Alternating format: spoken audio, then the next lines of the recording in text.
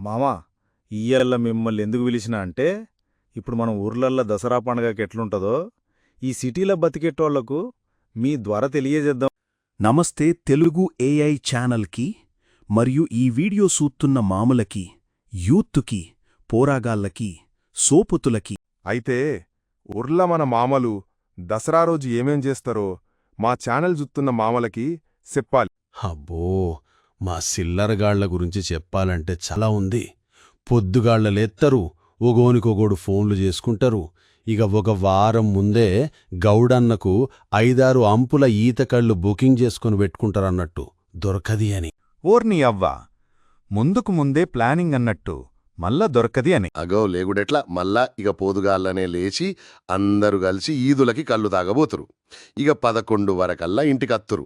తాగి వచ్చేసరికి ఇంటికాడ అయ్యా మటన్ తెచ్చి అవ్వని అండమంటాడు. అవ్వ అంది పెడతాగి.